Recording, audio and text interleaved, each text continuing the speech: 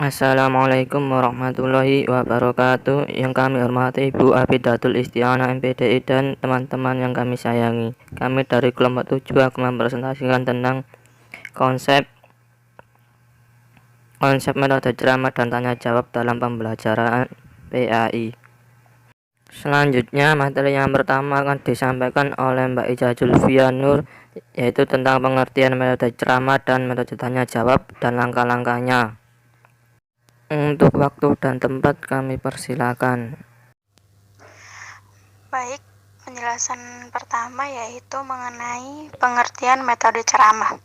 Metode ceramah adalah penerangan dan penuturan secara lisan oleh guru terhadap siswanya. Dengan kata lain, dapat dimaksudkan bahwa metode ceramah adalah suatu cara penyajian atau penyampaian informasi melalui penerangan atau penuturan secara lisan oleh guru terhadap siswa.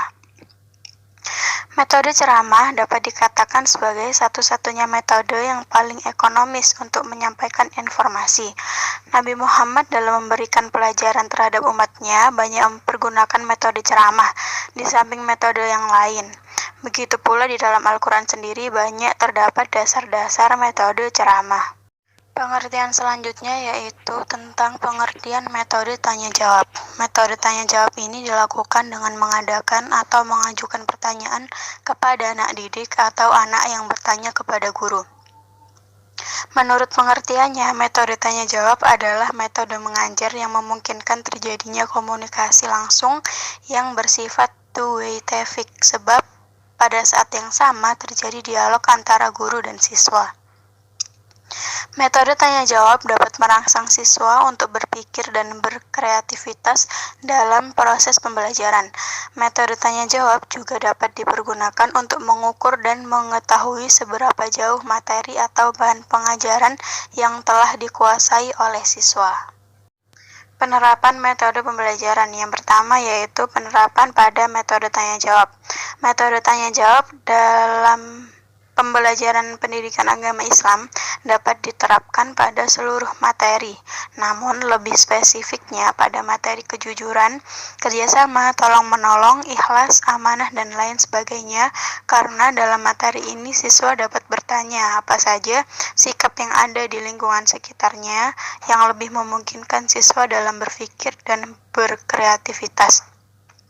Kemudian pada metode ceramah, metode ini dapat digunakan pada pembelajaran pendidikan agama Islam antara lain mengenal rukun Islam, sejarah pada Nabi dan Rasul Allah, dan lain sebagainya yang mana materi tersebut lebih banyak bacaannya. Langkah-langkah penggunaan metode ceramah. Langkah yang pertama yaitu tahap persiapan. Artinya, tahap guru untuk menciptakan kondisi belajar yang baik sebelum mengajar dimulai. Kemudian berikutnya tahap penyajian, artinya tiap guru menyampaikan bahan ceramah. Tahap selanjutnya yaitu tahap asosisi atau komparasi, artinya memberikan kesempatan kepada siswa untuk menghubungkan dan membandingkan bahan ceramah yang telah diterima. Untuk itu, pada tahap ini diberikan atau disediakan tanya jawab dan diskusi. Kemudian tahap selanjutnya yaitu tahap generalisasi atau kesimpulan. Pada tahap ini, kelas menyimpulkan hasil ceramah. Umumnya siswa mencatat bahan yang telah diceramahkan. Dan yang terakhir yaitu tahap aplikasi evaluasi. Tahap akhir ini diadakan penilaian terhadap pemahaman siswa mengenai bahan yang telah diberikan guru. Berikutnya yaitu mengenai langkah-langkah penggunaan metode tanya jawab. Langkah-langkah penggunaan metode ini ada 6. Yang pertama yaitu tujuan pelajaran harus dirumuskan terlebih dahulu dengan sejelas-jelasnya.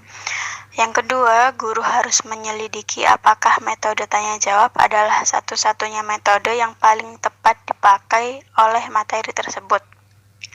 Yang ketiga, guru harus meneliti untuk apa metode ini dipakai.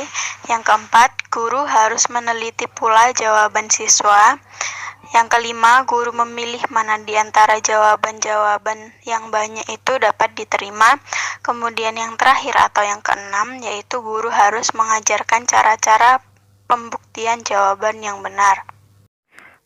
Materi selanjutnya akan disampaikan oleh Rahmat Agus Darmawan dengan materi tujuan, metode tanya jawab, dan metode ceramah.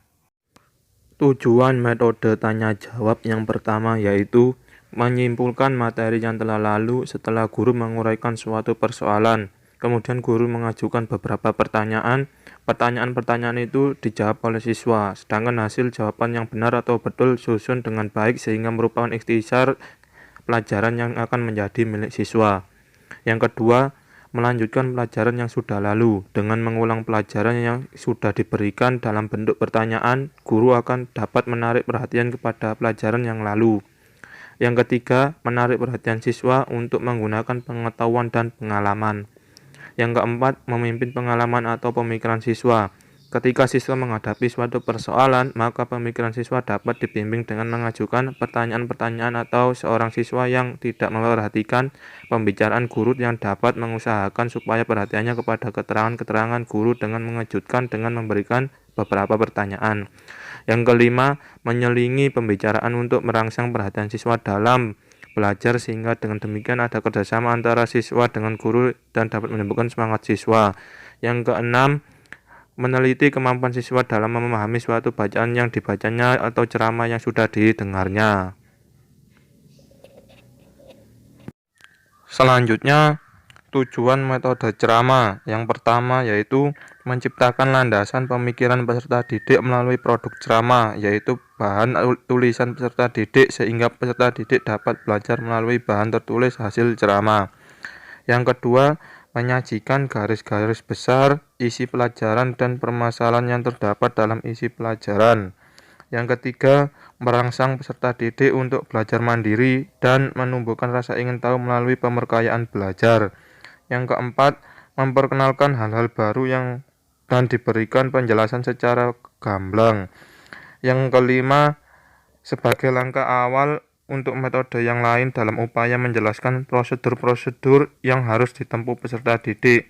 Alasan guru menggunakan metode ceramah harus benar-benar dapat dipertanggungjawabkan.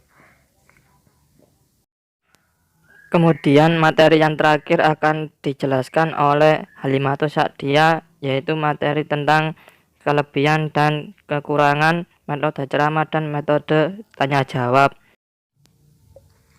Penjelasan selanjutnya yakni ada kelebihan dan kelemahan metode ceramah. Kelebihan metode ceramah yang pertama, praktis dari sisi persiapan. Yang kedua, efisien dan dari sisi waktu dan biaya. Yang ketiga, dapat menyampaikan materi yang banyak. Yang keempat, mendorong guru untuk menguasai materi. Yang kelima, lebih mudah mengontrol kelas. Yang keenam, peserta didik tidak perlu persiapan. Dan yang terakhir, peserta didik langsung menerima ilmu pengetahuan. Nah, teknik pengajaran melalui metode ceramah ini dari dahulu sampai sekarang masih berjalan dan paling banyak digunakan. Namun, usaha-usaha peningkatan teknik pengajaran tersebut tetap terus berjalan. Yang selanjutnya, ada kelemahan metode ceramah. Yang pertama, guru lebih aktif sedangkan murid pasif, karena perhatian hanya terpusat pada guru. Yang kedua, siswa seakan diharuskan mengikuti segala apa yang disampaikan oleh guru. Yang terakhir, siswa akan lebih bosan dan merasa mengantuk. Selanjutnya, kelebihan dan kelemahan metode tanya jawab. Kelebihan metode tanya jawab. Yang pertama, metode tanya jawab dapat memperoleh sambutan yang lebih aktif bila dibandingkan dengan metode ceramah yang bersifat monolog. Yang kedua, ada memberi kesempatan pada siswa atau pendengar untuk mengemukakan hal-hal sehingga nampak mana yang belum jelas atau belum dimengerti. Yang terakhir, mengetahui perbedaan-perbedaan yang ada yang dapat dibawa ke arah situasi diskusi. Nah, dapat disimpulkan bahwa kelebihan metode tanya jawab apabila digunakan untuk mata pelajaran fikih adalah dalam proses belajar mengajar, situasi dan kondisi kelas akan berubah menjadi lebih hidup dan siswa akan aktif. Selain itu, motivasi belajar siswa akan meningkat.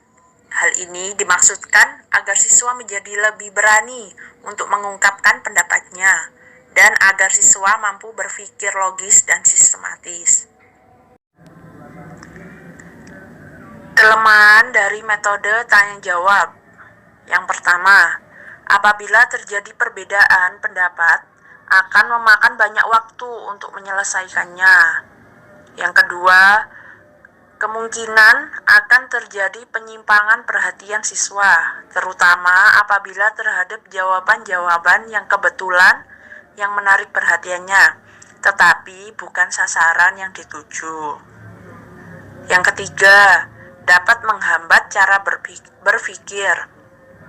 Apabila guru kurang pandai dalam penyajian materi pelajaran. Yang terakhir, situasi persaingan bias timbul apabila guru kurang pandai atau menguasai teknik pemakaian metode ini. Nah, dapat disimpulkan bahwa kelemahan yang terdapat pada metode tanya jawab ini tidak cukup berarti bila dibandingkan dengan keuntungan-keuntungannya.